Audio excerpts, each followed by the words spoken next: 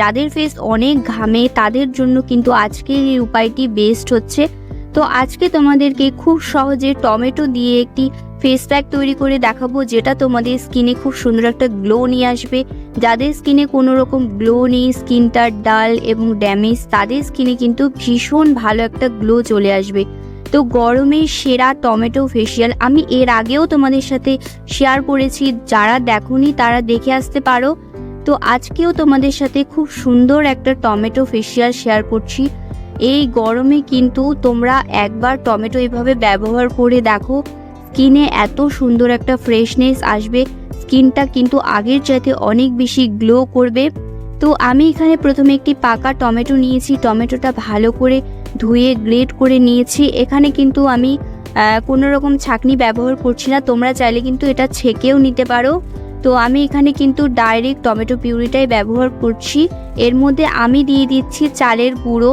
তো বন্ধুরা, এখানে তোমরা চালের গুঁড়োর পরিবর্তে তোমরা কিন্তু বেসনও ব্যবহার করতে পারো।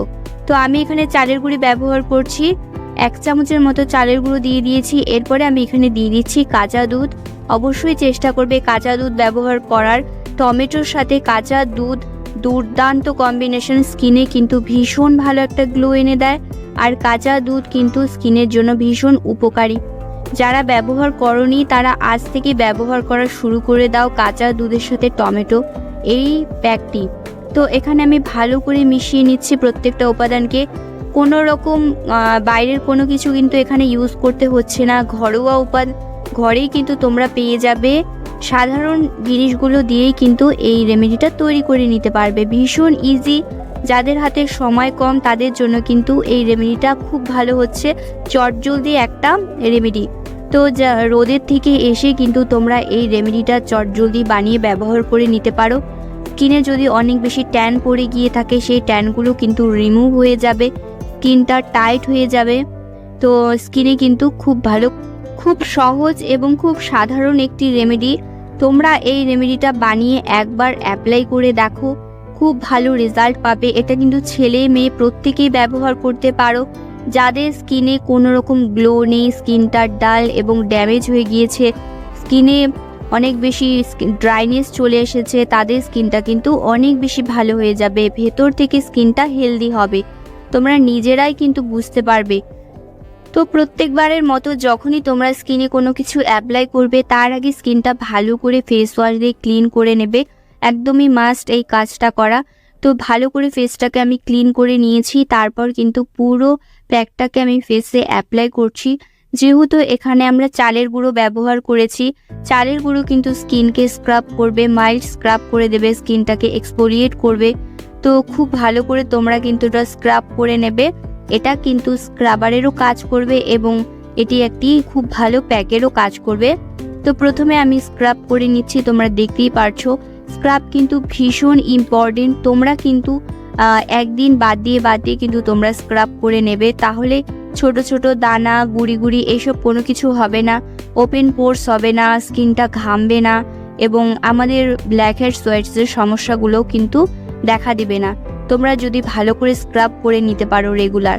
তো আমি কিন্তু ভালো করে স্ক্রাব করে নেওয়ার পর প্যাকটা লাগিয়ে রেখে দিয়েছিলাম 15 মিনিটের জন্য। যেহেতু অনেক বেশি লিকুইড হয়েছে সেক্ষেত্রে কিন্তু একটু শুকোতে টাইম লেগেছিল আমার। তোমরা কিন্তু এখানে চালের গুঁড়ো আর একটু বেশি করে অ্যাড করতে পারো, তাহলে এটা ঠিক হবে আর এটা খুব তাড়াতাড়ি শুকিয়ে যাবে।